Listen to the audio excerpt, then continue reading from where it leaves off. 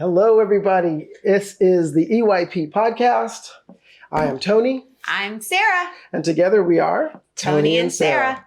Today we are working on just letting you guys know why we are involved in the podcast and kind of continued from the last episode. And today I'm going to be on the hot seat, unfortunately. Yay. Yes. So today we're going to learn a little bit about, as most people know him, Mr. T. Mr. T's, we're not going to pity the fool, but Mr. T's story and background and kind of how he got to where he is. And I am so lucky that I get to ask him all the questions. And well, before we get started, just wanted to say it's a team effort. So we've got Maddie and AJ on the team who are with us, making us look good. Yeah, I hope. Maddie, if you didn't tell me I look good, we're going to have problems. All right. So I'm ready. Are you sure? Let's do this. All right. So, Mr. Tony, why don't you tell us a little bit about your story? My story. I guess I'll just start at 13. That's kind of when life went, like light bulb moment went for me. Living in Los Angeles with my grandparents and was part of a break crew at the time, B-Boys, and a casting rep from the film saw us on the street, came up to us and said, "Hey, you guys are really good." Back then, it's like, "Yeah, we know." So, would you guys like to be in a movie? And everybody was like, "Man, get out of here. We've heard of your type." But then he gave us a card. And so I'm going to try and make this long story short, and took it home. And we were in Pomona, so we were kind of, we were not, wasn't the best neighborhood, but definitely wasn't worst. But, people weren't really trusting. And so I took the card and I went home to Gramps and I said, "Hey, Gramps, this guy gave us this. Would you mind? Because if it's real, we'd really like to do it. But if it's not, we want to be safe." And I gave him the card. And I never heard anything back. Long story short, I keep saying that, right? Long story medium. Let's do that. He called the casting director, found out it was legit. Next thing I know, within, I think, a couple of weeks or within a month or so, we were on the set of a Breakin' 2 Electric Boogaloo. And for me, that was the first time to see like full scale movie set production, jibs, and I can't remember what they are when the guy got, I think they were called cherry pickers, but like the movie ones where they're in there and they go up, they look like we're up there 20, 30 feet filming us. And the thing that I kind of got out of that whole situation was we saw everybody kissing the director's butt. I mean, "Can I get this for you, sir? Can I do that for you, sir? Can I do this for you, sir?" And every time the director came to us, he was like, "So you guys can do this for me, right? You guys can do this." And so I'm like, and he was kissing our butt. So wait a minute. Everybody out here is kissing his, and he's kissing ours. I can handle that. And we got paid. So, I mean, I think for me, it was like, it was a little bit ego rush for sure.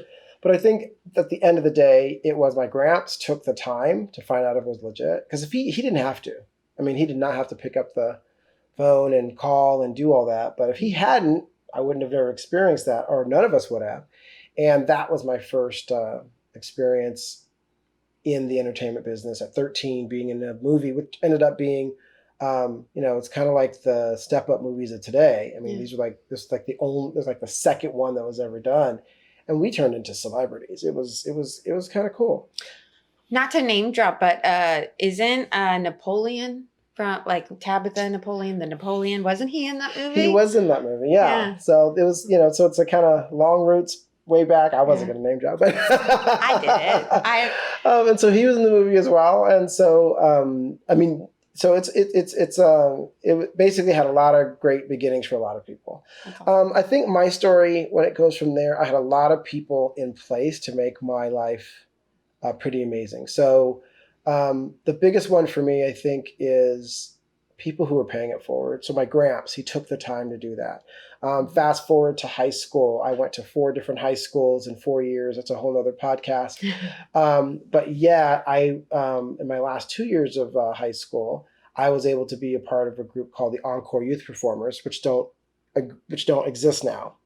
But we were literally a performance and touring company that you would see like at Disney or Six Flags or Knott's Berry Farm, if you guys are from LA or California.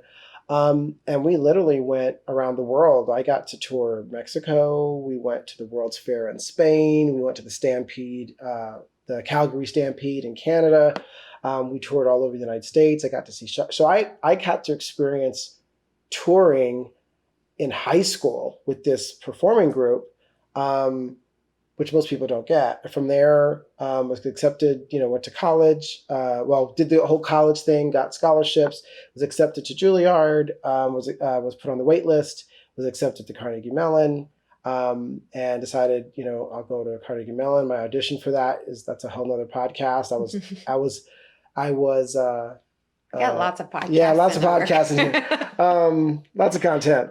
No, but I was a front office clerk, front office manager at a hotel, and they were having a big college thing. Did not know. Someone said, "Hey, Carnegie Mellon's back there," and everybody knows who Carnegie Mellon is. I literally rolled up my sleeves from my hotel suit, went in, warmed up, sang, danced, and made it. It was like crazy, but that's the short version.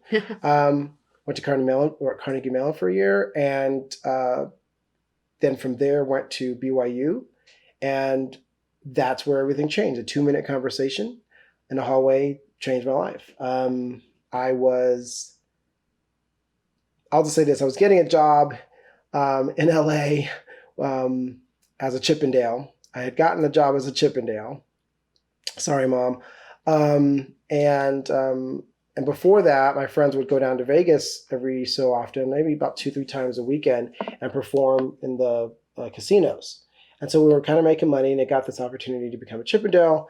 And Garth Pay, if you're out there, Garth, I'll never be able to repay and hopefully pass it forward.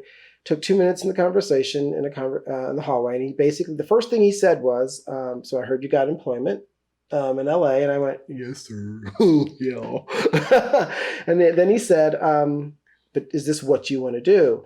And I think looking back, it wasn't like he was shaming me or not shaming me or whatever, but he was saying, if this is what you want to do, then go do it. But if it's not, I have some opportunities. I said, "Well, no, sir, I need to make the money," and so on and so forth.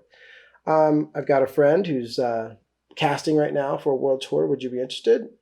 Of course. Went on the audition.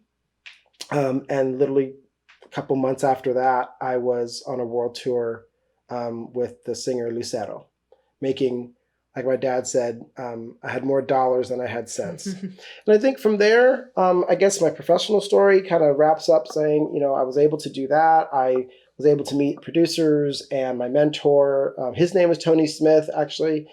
He was the CEO of Genesis Productions. He with Phil Collins and all that, he was their roadie.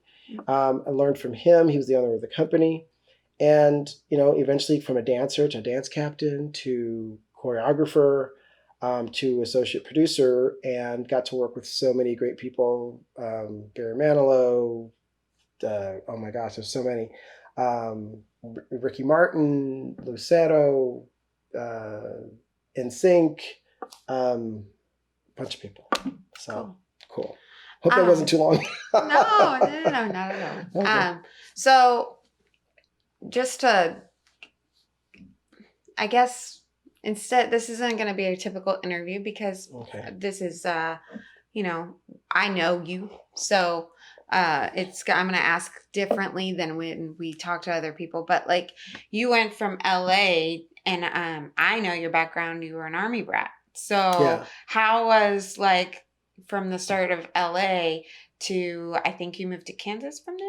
Kansas. You moved to Kansas. So like, how were you able to go from 13 to eventually that college life and keep it up and keep going? Like, what motivated you?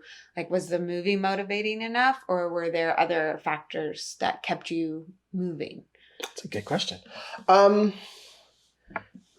What comes to mind was the movie, I think, was the catalyst to even know there was a possibility. Mm-hmm. That I think that's what the movie did for me.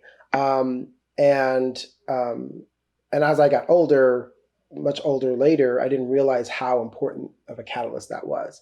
From there, I moved back with mom and dad, and he got shipped out to Leavenworth. And those of you in the military, he was on the base, not in the prison. Just clarifying that. But we were on the base, and he had like they had like a special officers school there. And while I was there, I was not technically trained. I was a street dancer. My dad taught me how to dance salsa when I was 6. And so dancing was always in my family. We'd have parties and things of that nature. But when we got to Kansas, what did it for me was I had a really great friend. She was my girlfriend at the time, named Roberta Nashi, and Robbie Nashi. And I lost a bet to her because she was a dancer, a technically trained dancer, and was dancing at the studio in Kansas. And I, was the b-boy. And so she and I would make up dances for the school dances and kind of, get the attention that way. And we both to this day don't remember what the bet was, but I did lose it. And I had to go in and dance with all those girls and the guys in the tights. And I was like, I ain't doing that. Needless to say, that's the best bet. I guess that song of God has unanswered prayers.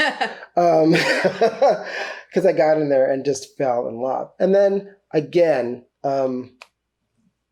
people were there for me. The owner of the studio, Miss Renata Edwards, was an alternate for the Bolshoi Ballet, who had met a lawyer, and he brought her and their daughter and everybody back to the United States. And they were, I think, in Kansas City or Atchison or something like that. So what does a Bolshoi ballet dancer do in their spare time? She opens a dance studio. And that was the type of training I had when I started getting real training at 15, 16. Without that training, there's no way I would have been able to do what I was able to do. And I think the catalyst of, oh my gosh, this is a possibility, was the movie. The, I guess, trust or lack thereof, or finding someone who motivated me to actually try and better myself, like Robbie, and taking the chance, and then to get the training that I got. I think that's just, that was a perfect trifecta. And from there, that is how, that was the beginning of my career. Hope that answered. Yeah. Yeah. Okay. So would you say, what was the biggest life lesson that you, obviously, I mean, so we own a business together, right? Mm-hmm. So, but we both went through professional career. What was, the biggest life lesson through your professional career that kind of led you to owning your own business and wanting to do your own thing professionally versus working for everybody else?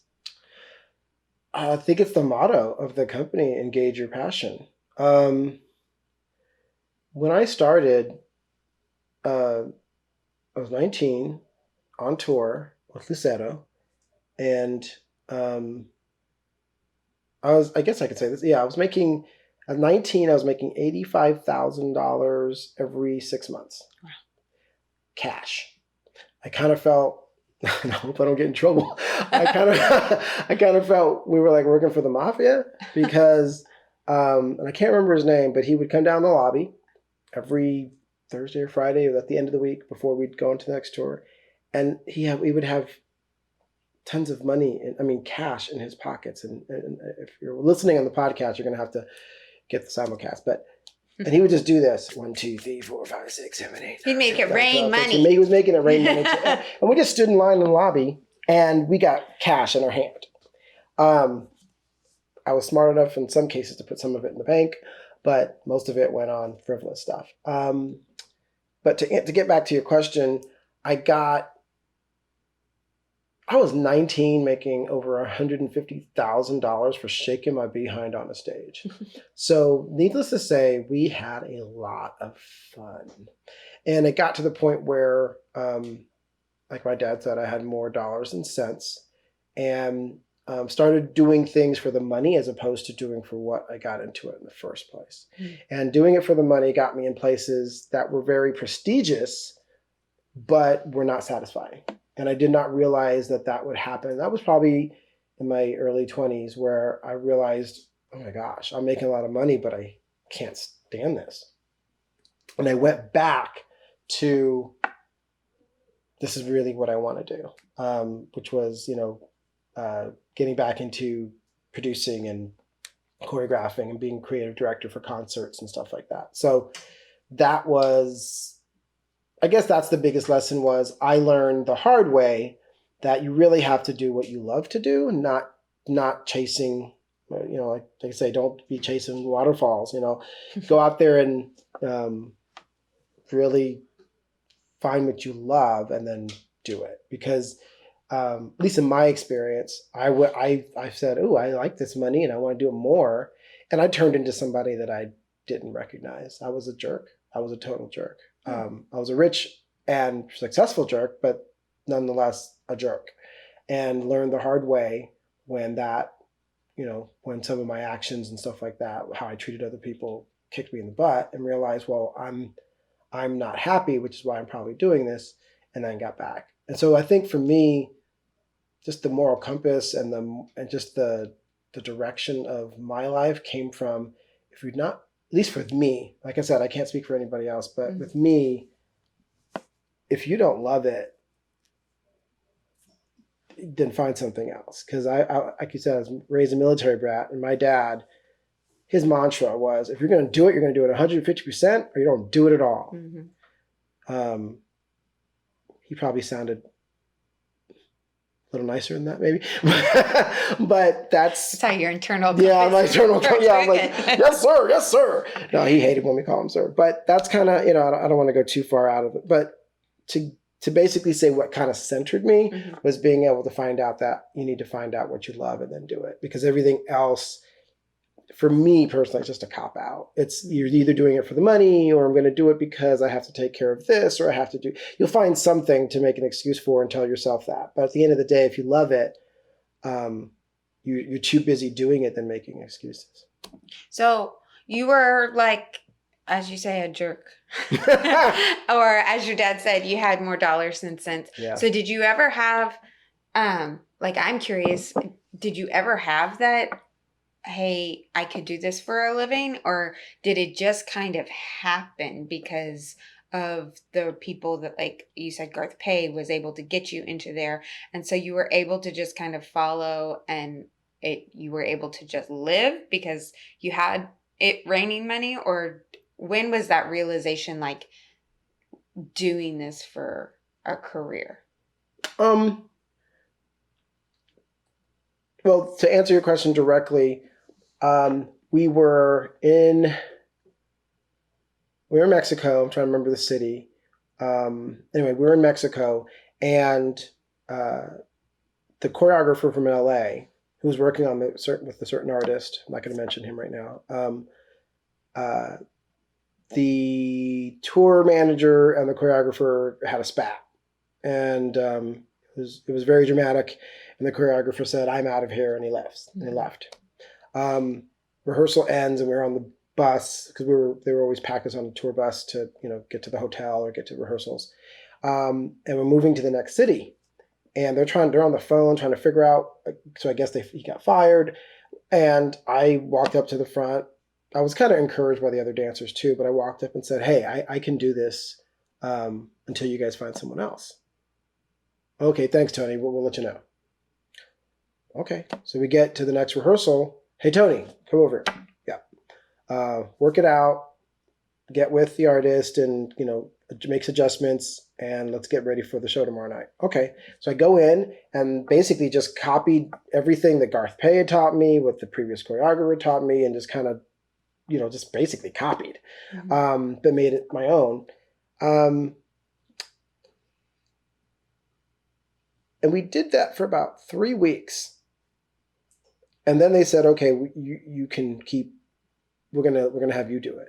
So they got almost a month of free, like they didn't have to pay a choreographer. They got it from me. But that was the first time that I realized, oh, I can earn my keep here. I mean, not that I didn't earn it before. I was a hard worker. In fact, that's what Garth said. He goes, I mean, I gave it 100, like my dad, I gave it 150% in whatever I did. And that's why he was willing to put my name out there. But in here, again, I felt I did 150%. And being able to be thrust into that position with one of the most, we were named one of the top 10 largest grossing concerts in the world at that time with this artist. And I was his choreographer for, a month, and then it turned into 6 months and so on and so forth. So being able to do that, that is when I realized, oh, wait, there's more than just shaking my butt. I can actually contribute in a different way. And with that raise and with that situation is when I realized, oh, I could do this for a long time.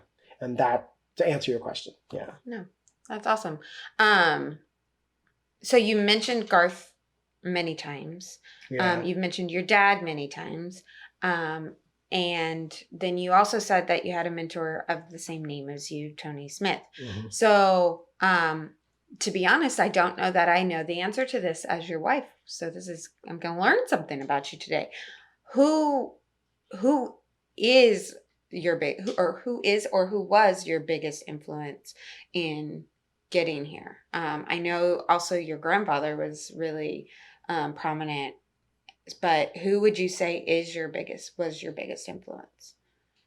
I would have to start to say everyone along my journey inspired different things out of me, or pushed me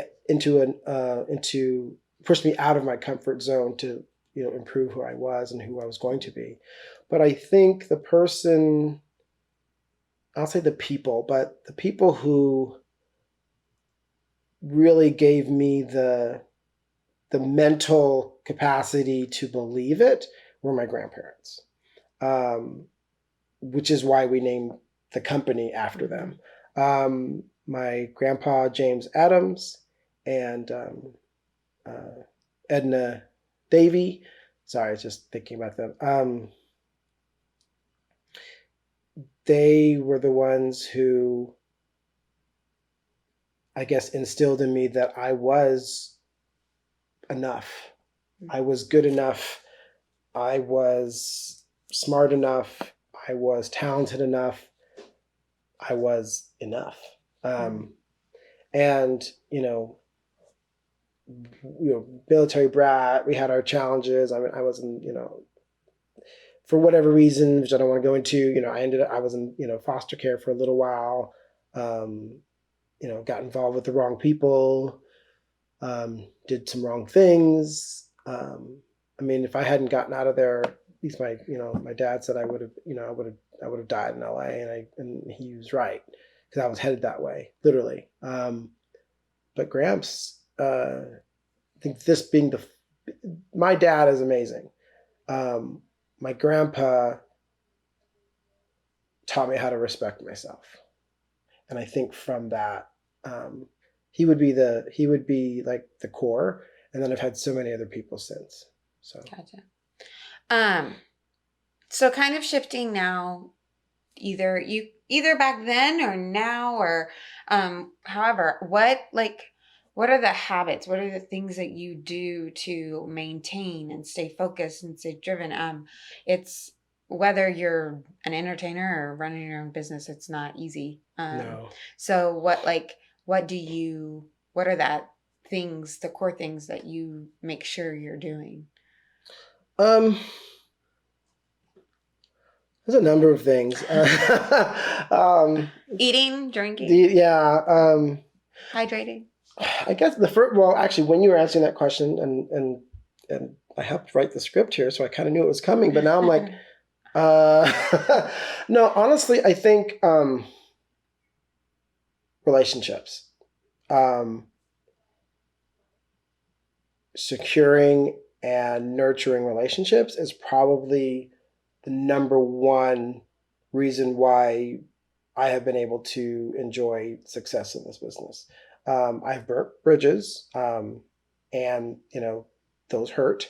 But I think number one is people. Take care of people; they'll take care of you, and be sincere about it, not just because you want to get something. I learned that the hard way too. I'd say that. I think two. Well, you know this question, you know this answer. I like to have a process in place. So, being a military brat, that really helped me with everything should be in its place, and there's a place for everything. So, yes, I know that yes, very well. So for me, I think that I'll just say that anality in me has helped me stay focused and organized. One of the things that that I'm very happy with is when we do work with our clients and things, it goes, "Wow, you're so organized." Well, it's not just me; it's a team. But I think having the processes in place helps alleviate, I guess, the extra work to get to where you're going. And I think, and that makes sense. What I just said too, you have to know where you want to go. I wandered for a while. I was told where to go. And when I finally figured out where I wanted to go and what I wanted to be and what I wanted my life to look like, that changed. So I'd say the habits, the golden rule, treat other people how you'd like to be treated. Two, know your skills, and then know what your skills are and then improve them because you have weaknesses. So I say, know what they are, assess that, and then put a process in place to continue to get better. And then I've realized, years ago, this school never ends. It's like I'm always learning something. And then I think three, is know where you're going. And that's not always the easy thing. It's like, what do I want to do? Where do I want to go? Where are my dreams? But it can be a goal. It can be a simple goal as I want to get up and run every day for the next 3 weeks, or I just want to walk every day for the next 4 weeks. Or I want to research my industry for the next 3 days and I'm going to get up and give 10 minutes. I think just having, staying committed to yourself, staying committed to myself, even though, dare I say, the haters and the people who don't want you to succeed will come in and try and sidetrack you and sideline you. Just, going forward and making sure you have those things in place is what helped me. So, kind of in the same direction of knowing where you're going. Mm-hmm. What are you doing? Like, what are you doing now? Like, obviously we're doing this podcast. It's our new big project, but what are you, what's next on the table for Mr. Tony? Well, with COVID, it, gave everybody a challenge to have to pivot. I would say the cool thing about COVID, we didn't really have to pivot too far because we're still staying on what we're about, which is basically engaging passion, staying to our mission statement, which is, to inspire and empower dedicated artists to maintain their financial freedoms while engaged in their passion.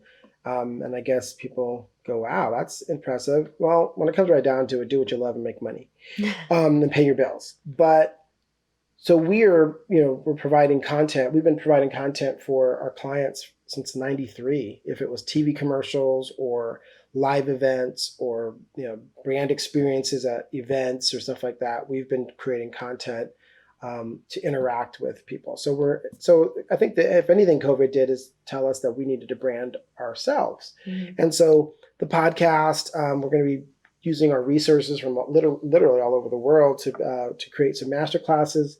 And so for the access side, which is our personal branding aspect, we are basically making sure that there's a virtual way to, for artists who are in high school, college, and laid off, a way to continue to brand themselves in an affordable way, which will continue to bring income in unique ways for them.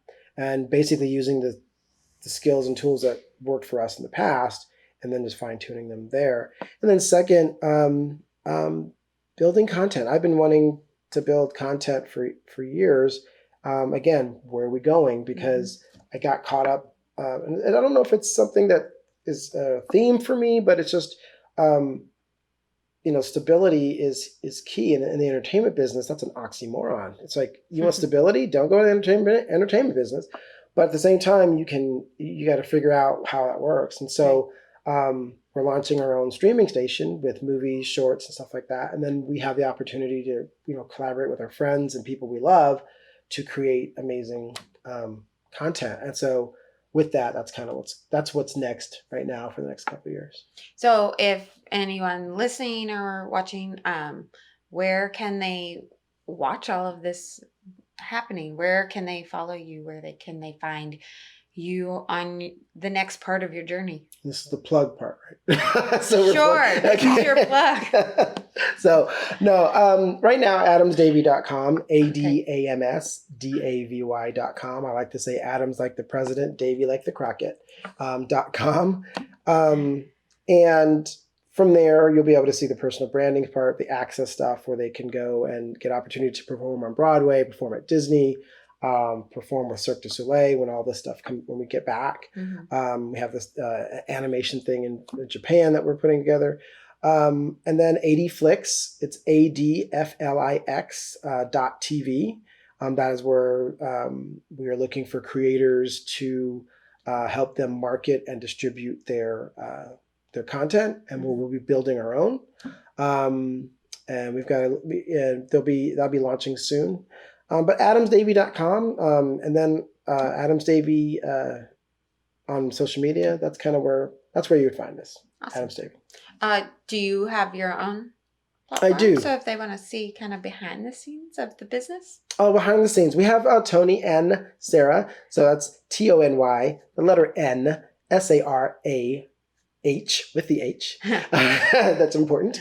TonyandSarah.com. That's kind of our branding area for behind the scenes, how we're doing what we're doing, who we're working with.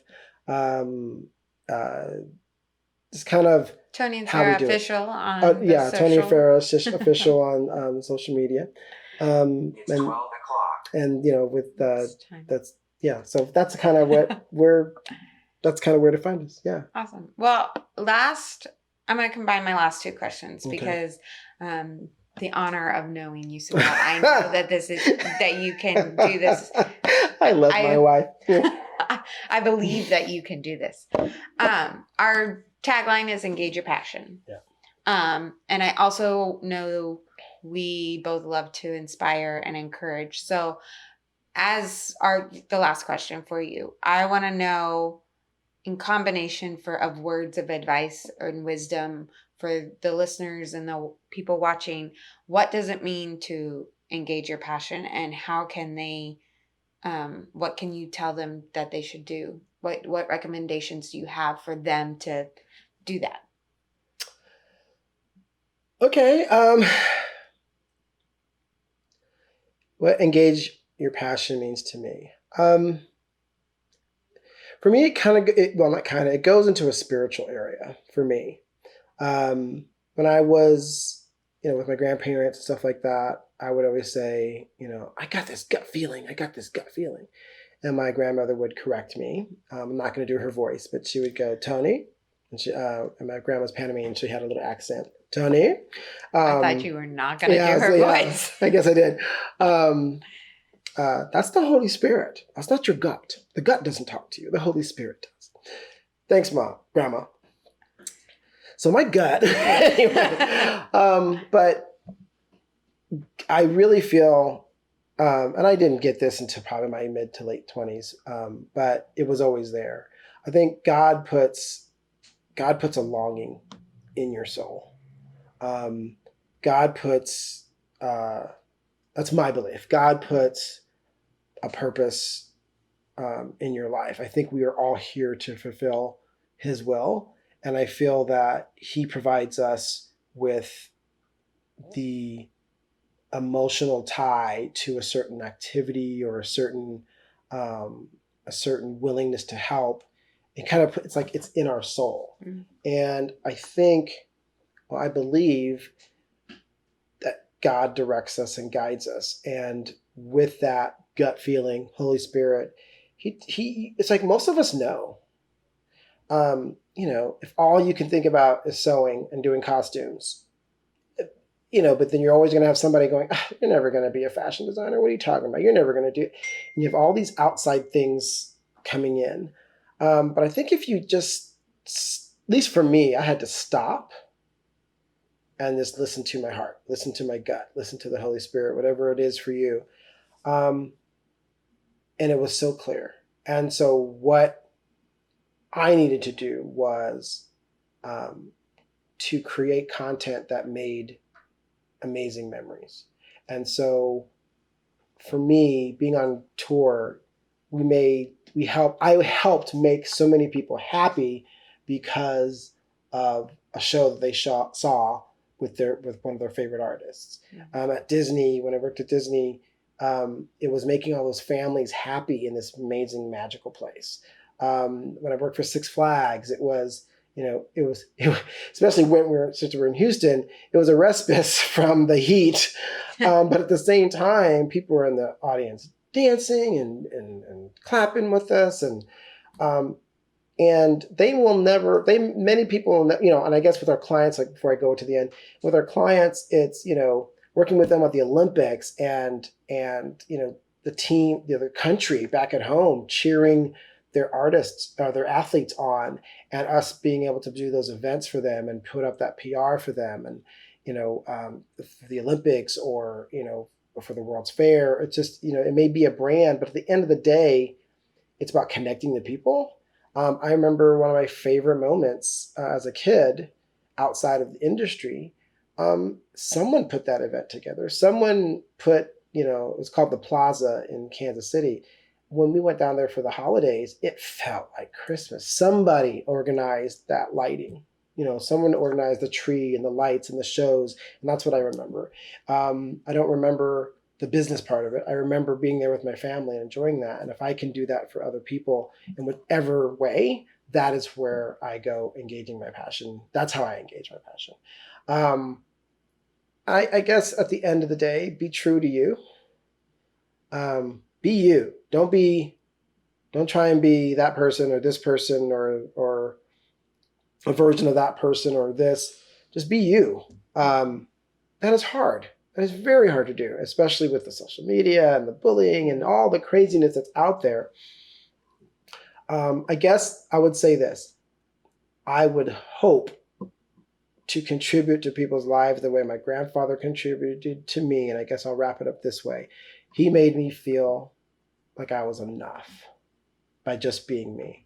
And if what we do as a business and in our community can do that for artists, brands, entertainers, families, whatever, if they can basically participate in one of our events and go, you know something, I'm good just how I am. I don't need to change. Mm-hmm. Then that is the thing I'd love to think that we affected people on my deathbed. It's like that we helped people see that. That's what I get at the end of the day. That's what it's about for me. Awesome. See, I knew you could do it. I had good support. A good support system. You are officially out of the hot seat. Yes. But I do feel like we might have to revisit this because I could listen to you tell your story all day long. And I personally know that's only like half of it. That's like the Cliff Notes version. But, it is a podcast. People, I've been very not blessed. An audiobook. No, I've been blessed. I mean, I have been, like I said, I have been totally blessed with the right people at the right time, doing the right thing for the right reasons, which gave me these amazing opportunities. I cannot say it was all me. No way. It was a lot of people along the way, and I'm grateful to them to this day. Awesome. Well, I think that is it for this episode. Yeah. So we will outro with I'm Tony. And I'm Sarah. And together we're Tony and Sarah.